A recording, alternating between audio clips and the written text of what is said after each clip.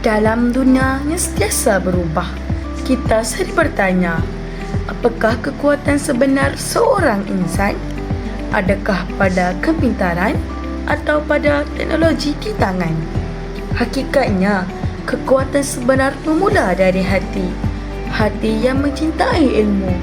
Hati yang ikhlas mencari kebenaran. Yang selebut? Ilmu bukan sekadar di atas kertas, bukan sekadar angka dan fakta, tetapi cahaya yang menyinari jiwa. Apabila ilmu dihayati, ia membentuk akhlak, membimbing tindakan dan mencorakkan masa depan. Assalamualaikum warahmatullahi wabarakatuh. Sekarang saya berada di SSTP. Bersama saya Umanyas. Jom kita menjelajah bersama-sama. Di SSTP JPN Perlis terdapat pelbagai sumber teknologi yang dapat membantu pembelajaran kita.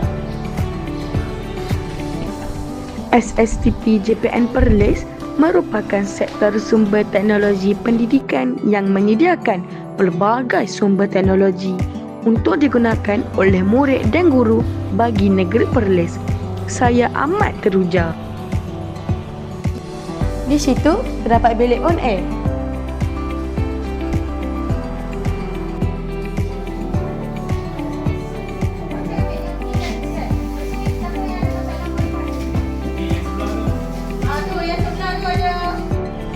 Di sini dapat bilik seminar.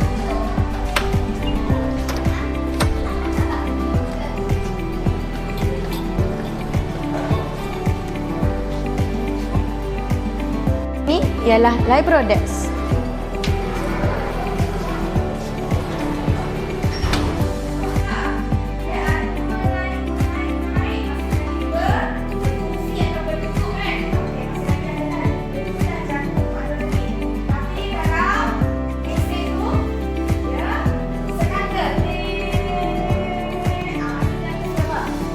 Hari ini juga terdapat bengkel lensa kreatif TV PSS yang telah dianjurkan oleh SSTP JPN Negeri Perlis.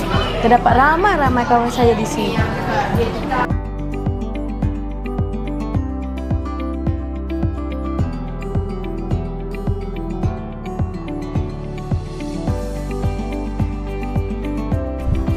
Cikgu, boleh saya tanya beberapa soalan? Apakah faedah yang kita dapat daripada bengkel ini dijalankan? Pada pandangan cikgu, semasa bengkel ini dijalankan, murid-murid menjadi lebih berani untuk bersuara, terutamanya di hadapan kamera. Contohnya, mereka ada pelbagai jawatan lah. Contohnya ada yang dapat jadi pengarah, juru kamera, penulis skrip dan sebagainya. Terima kasih cikgu. Kini, dunia dipacu teknologi. Segalanya di hujung jari. Maklumat tanpa batas, peluang tanpa sempadan. Teknologi bukan penghalang tetapi alat. Alat untuk memperkasa generasi.